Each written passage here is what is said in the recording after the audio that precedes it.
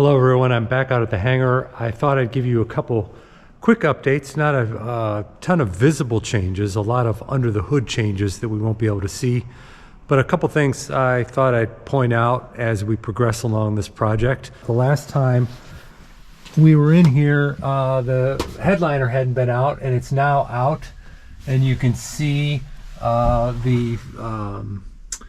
an oxygen port, and that's an oxygen line, and you can see those oxygen lines running in the different parts to the different places of the airplane. There's also exposure to all the wires. They're adding additional wires so that I have stereo instead of mono from the old system. You can also get a better view of those S-TEC 3100 servos that are going in. This is one servo. There's another servo there. I mentioned before this is a flat motor. And I've since learned from the avionics shop, I thought all the servos were going to go here, but there's actually two more servos that will go back here. I don't think they're going on this shelf. I'm not sure exactly where they're going to go. But because of the yaw damper, the trim, the ailerons, there's actually four servos. So a little more torn apart. The windows are off. There's actually a double window here. Or the other window, here I can show you. Here's the windows, the other half of those windows. I was going to replace the windows, but it turns out they're in pretty good shape. You can see a little staining on that can get cleaned off. We're going to polish them up, get rid of a little bit of that haze, and that'll save a lot of money because they're all in good shape. The windshield's in really good shape. Let's see, let's go back up front. And the cover is off on here because they're running new wires for the prop cables. It turns out the mixture and the throttle cables are in good shape, so that's going to save me a lot of money because I thought I was going to have to replace those as well. And if we go on top, we can see they're laying out, they've got a string here to mark the center, but they're laying out the location of the antennas for the GPS and the various components that are inside the aircraft. That's kind of cool. Let's go down and take a look again at the engines, because it looks like those were starting to come together. So the engines are still not on the aircraft, but it's a pretty neat view of an engine because you don't normally, normally this is covered with cowling and lots of different stuff. So you can see here that they attach the fuel servo to the induction system, which goes underneath the IO550, and this is the oil cooler, the oil filter. Let's go back around this side so I can get to it. Let's see here. This is, I believe, the starter. These two ports here are auxiliary ports. So like if I took this plate off, there'd be a little round hole with some teeth in it, and that would spin, powered by the engine, of course, and this would connect to a vacuum system. I'm not sure if it could also power a turbocharger, but it just is an additional port. These will probably stay closed because I no longer need a vacuum system. These two things here are the magnetos. You can see a bunch of black wires connected to them, which are currently in bags, but they will connect to these placeholders here, and on the bottom those are where the spark plugs go. And the magnetos are basically copper coils, and it spins and it generates electricity, real old school, like 100-year-old technology that still really works. These lines are fuel injection ports. Let's see here, the alternator, this is a 100 amp alternator. The old one was a 50 amp alternator on my previous engine, so we're going to have to do a little work on the cowling to get those new ones to fit. Basically, they're just going to remove a little bit. The prop gets connected there. And over here, this port, which looks kind of like those auxiliary ports in the back, is actually where the prop governor goes. So this is the front of the engine. It will sit in this engine cavity on these four spots here. So the prop is here. which we see the prop right here. And then the governor goes right there. And we should have an old governor. Here's a governor here. So this is a governor. It says Macaulay.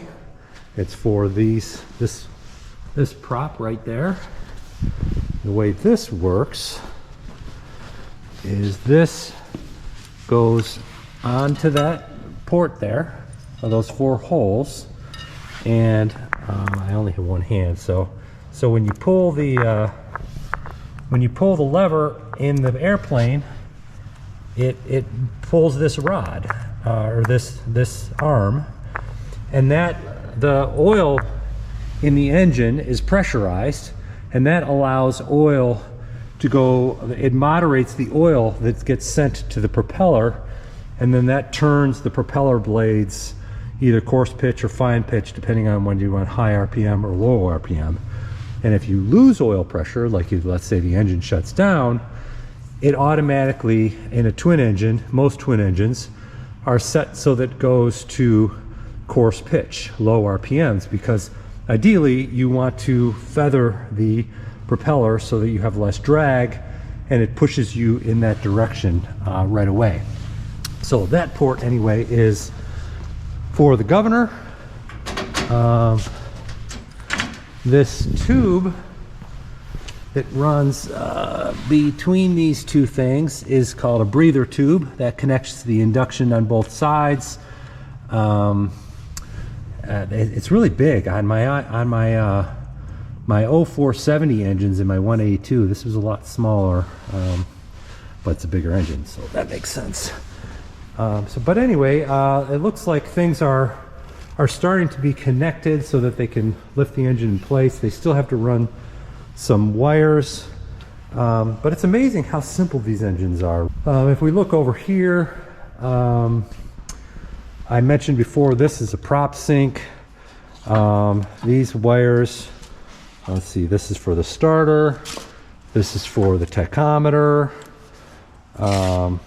Looks like these were all the various connections to the engines electrically. This is for the air filter. In fact, there's probably another half to that somewhere over here. Yeah. So that is the air filter, and that right side of it connects to this, and the air actually comes in through here from this port here. So during your pre-flight, you have to make sure that this stays clear and is open, and air can get in there. Same thing on the other side. This one is off, but it's completely assembled right there. So let's see, is there anything else in this cavity that we want to point out? This piece, this controls the propeller, that governor. So when you pull the prop lever in the plane, this whole thing goes in or out and pulls that arm that I mentioned that gets attached to right here, so that it makes the arm go forward or back, so that it can control the oil going to the propeller. And the oil, by the way, into the propeller, the oil forces the propeller into fine pitch, so that if you lose oil pressure, it goes to coarse pitch. In most singles, it's the opposite. The oil pressure is used to go to coarse pitch. This extra tube, this thick tube, is, I mentioned this in the previous video, that is the prop sync, which syncs the propellers right and left. You get them close, you turn this on, and it makes them, it adjusts the governor slightly on this engine to match the other engine, and everything works. So it's fairly simple the way this works. I don't see anything else new inside of here. I don't think they put the oxygen tank in yet. Let's just double check. No, I don't see it in there.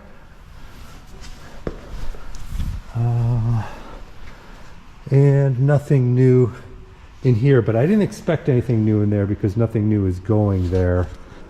So not a huge update, but that gives you, I guess, another glimpse of how complex this is. And why we're doing it all at once, because all these wires that have to run out of the airplane into the engine, it just makes sense to do this all at the same time and do the annual all at the same time. So I'll try to keep you updated, and we'll keep plowing away. It's fun to see it happen, but boy, I sure will be glad when I can fly again. So.